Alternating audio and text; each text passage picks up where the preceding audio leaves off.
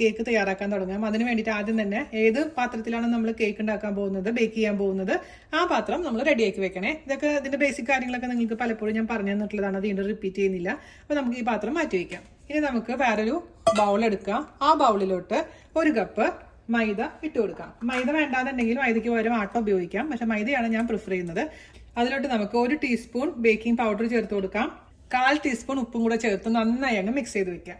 ഞാനിപ്പോൾ ഇവിടെ ഫോർക്ക് വെച്ചിട്ടാണ് മിക്സ് ചെയ്യുന്നത്. അതേസമയം അരിപ്പയിൽ കൂടെ 2-3 പ്രാവശ്യം അരിച്ചെടുത്താലും നന്നായിരിക്കും. മിക്സ് ചെയ്തിട്ടുണ്ട്, നമുക്ക് മാറ്റി വയ്ക്കാം. നമ്മുടെ അവൻ എപ്പോഴും പ്രീഹീറ്റ് ചെയ്യാൻ മറക്കരുത്. 10 മിനിറ്റ് നേരം 180 ഡിഗ്രി സെൽഷ്യസിൽ പ്രീഹീറ്റ് ചെയ്യുക. അതല്ല നിങ്ങളുടെ അടുത്ത് അവനില്ല എന്നുണ്ടെങ്കിൽ കടായി ആണെങ്കിലും ചെറിയ തീയിൽ 10 മിനിറ്റ് ചൂടാക്കി വെക്കാൻ മറക്കരുത്. ഇനി നമുക്കൊരു ബൗൾ എടുക്കുക. അതിലോട്ട് 2 മുട്ട ചേർത്ത് കൊടുക്കാം. റൂം ടെമ്പറേച്ചറിൽ ഇരിക്കുന്ന മുട്ടയാണ് ഞാൻ ഉപയോഗിക്കുന്നത്. ഈ മുട്ടയിലോട്ട് നമുക്ക് 1 ടീസ്പൂൺ വാനില എസൻസ് ഒഴിച്ചു കൊടുക്കാം. അതിനുശേഷം നന്നായിട്ട് അങ്ങ് ബീറ്റ് ചെയ്തെടുക്കാം കേട്ടോ. അപ്പൊ നിങ്ങളുടെ അടുത്ത് ബീറ്റർ ഇല്ലാന്നുണ്ടെങ്കിൽ ഹാൻഡ് വിസ്ക് ഉപയോഗിച്ചിട്ടും നന്നായി ബീറ്റ് ചെയ്താൽ മതി, അല്ലെങ്കിൽ മിക്സിയിൽ നമുക്ക് ബീറ്റ് ചെയ്തെടുക്കാമേ. അപ്പൊ ഞാനിവിടെ ഒരു 2 മിനിറ്റോളം നന്നായിട്ട് ഈ മുട്ട ബീറ്റ് ചെയ്ത് കൊടുത്തിട്ടുണ്ട്. അതിലോട്ട് നമുക്ക് ചേർത്ത് കൊടുക്കേണ്ടത് 1/4 കപ്പ് പഞ്ചസാരയാണ്. പഞ്ചസാരയുടെ അളവ് എപ്പോഴും ഡിപ്പെൻഡ് ചെയ്തിട്ടിരിക്കും, അതായത് നമുക്ക് കിട്ടുന്ന പഞ്ചസാരയുടെ മധുരം അനുസരിച്ച്. ഞാൻ 1 കപ്പ് പഞ്ചസാര ഇട്ട് നോക്കിയപ്പോഴും ഭയങ്കര ഓവർ സ്വീറ്റ് ആയിട്ട് തോന്നി, അതുകൊണ്ട് ഞാൻ 1/4 കപ്പ് പഞ്ചസാരയാണ് ചേർത്ത് കൊടുക്കുന്നത്. പഞ്ചസാര ഇടുമ്പോൾ ഒരുമിച്ച് ഇടരുത്, കുറച്ചായിട്ട് നമ്മൾ ഇട്ട് ബീറ്റ് ചെയ്ത് എടുക്കണേ. നന്നായിട്ട് പഞ്ചസാര അലിയുന്ന വരെ അങ്ങ് ബീറ്റ് ചെയ്യാം. അപ്പൊ നമ്മുടെ ഷുഗറും അതുപോലെ തന്നെ എഗ്ഗും നന്നായി ബീറ്റ് ചെയ്തിട്ടുണ്ട്, ഇതുപോലെ ഇരിക്കണം കേട്ടോ. ഈ സമയത്ത് എന്താ ചെയ്യേണ്ടതെന്ന് വെച്ച് കഴിഞ്ഞാൽ നമുക്ക് ഒന്നില്ലെങ്കിൽ മൈക്രോവേവിൽ അല്ലെങ്കിൽ ഒരു പാത്രത്തില് പാല് നമുക്കൊന്ന് ചൂടാക്കണേ. ഒരു പാത്രത്തിലോട്ട് 1/2 കപ്പ് പാൽ ഒഴിച്ചു കൊടുക്കാൻ പോവുകയാണ്. 1/2 കപ്പ് എന്ന് പറയുന്നത് 125 ml. ആ പാലിലോട്ട് നമുക്ക് ഒരു 50 ഗ്രാം ബട്ടർ ഇട്ട് കൊടുക്കണം. ഞാനിവിടെ ഉപയോഗിക്കുന്നത് അൺസോൾട്ടഡ് ബട്ടർ ആണ്.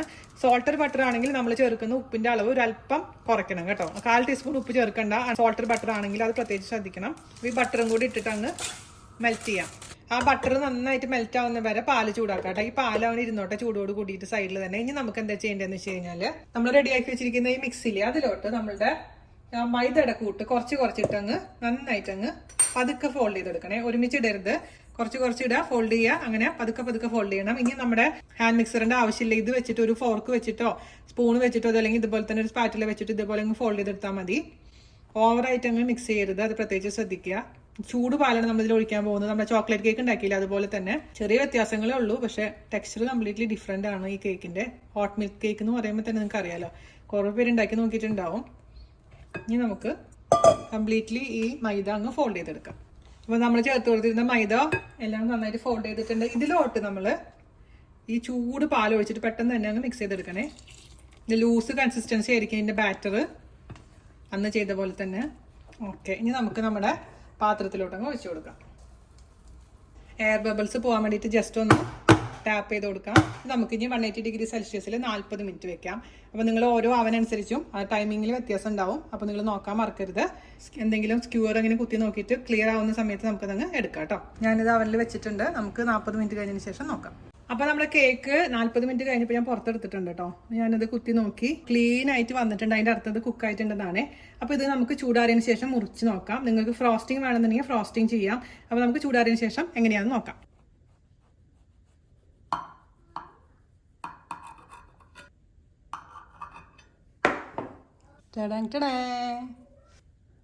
അത്രയും സ്പോഞ്ചിയാണ് കേട്ടോ.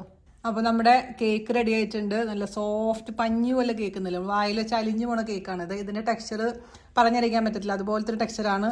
അപ്പോൾ നിങ്ങൾ എന്തായാലും തയ്യാറാക്കി നോക്കുക. ഇപ്പോൾ പുറത്തൊക്കെ വെക്കുകയാണെങ്കിൽ ഒരു 3-4 ദിവസം അടച്ചുറപ്പുള്ള പാത്രത്തിൽ വെച്ച് വെക്കാം, അല്ലെങ്കിൽ ഫ്രിഡ്ജിൽ വെച്ചാൽ മതി. അപ്പം ഞാൻ പറഞ്ഞു ഇതുപോലെ ഇത് പ്ലെയിൻ ആയിട്ടുള്ള കേക്കാണ്. ഫ്രോസ്റ്റിംഗ് ഒന്നും ഞാൻ ചെയ്തിട്ടില്ല. അപ്പോൾ ഫ്രോസ്റ്റിംഗ് വേണമെന്നുണ്ടെങ്കിൽ അടുത്ത ഒരു വീഡിയോയിൽ ഞാൻ എന്തായാലും ചെയ്ത് കാണിച്ചു തരാം കേട്ടോ.